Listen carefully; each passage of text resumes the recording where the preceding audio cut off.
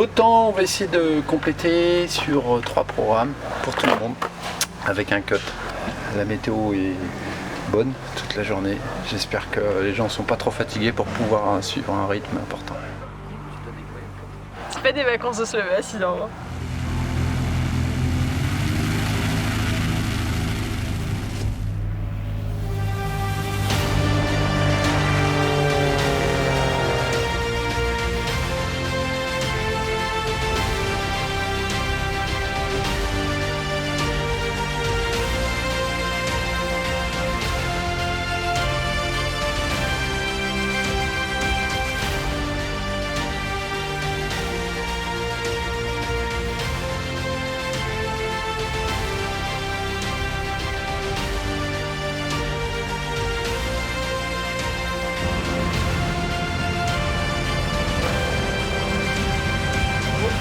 Tout de suite le classement, nous passons au classement général espoir. L'homme féminin qui, pour une grande partie, correspond. Et nous passons au National 2. Un petit coup.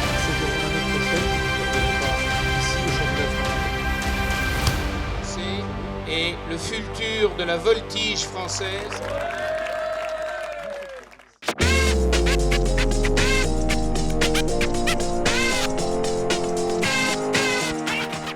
Alors cette compétition, le championnat de France biplace, est un championnat qui est intermédiaire entre les gens qui se sont initiés à la voltige. C'est pour ça qu'ils utilisent un avion biplace, qui est un avion école, mais ils sont en monoplace au moment où ils font la compétition.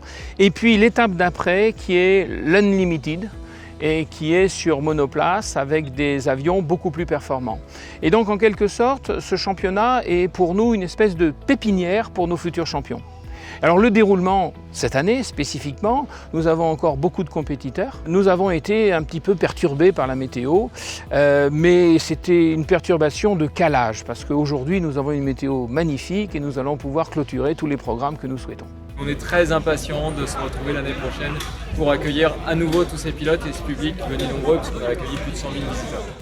En 2019, l'ambition, sur le plan, je dirais, de l'animation, c'est d'en faire encore plus que nous l'avons fait en 2015, un grand événement populaire avec des écrans géants qui vont expliquer ce qui se passe, avec des animations au sol les plus nombreuses et les plus diverses, aéronautiques et non aéronautiques, de manière à ce que le public soit intéressé et aussi qu'il y ait une découverte de la région au travers de stands qui présentent et des entreprises de la région et des spécificités de la région sur le plan des productions agricoles ou autres.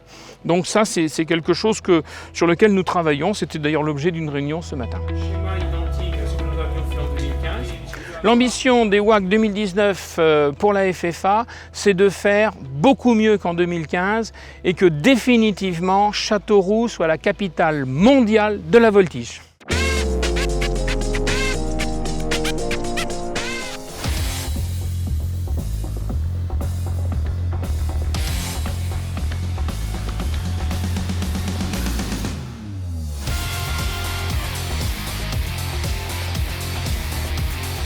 Je sais que mon grand-père m'emmenait souvent du Bourget, et ça a sûrement éveillé quelque chose en moi.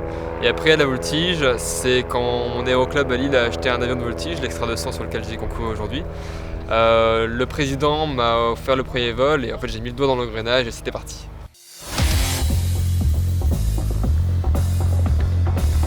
Alors dans cette compétition c'est plutôt bien passé. Premier vol avec le programme connu, je suis arrivé deuxième derrière Sébastien qui est arrivé premier, le militaire. Ensuite avec le premier inconnu, il s'est bien passé parce que là j'ai plutôt fait un bon vol avec 78% de moyenne à la fin du vol.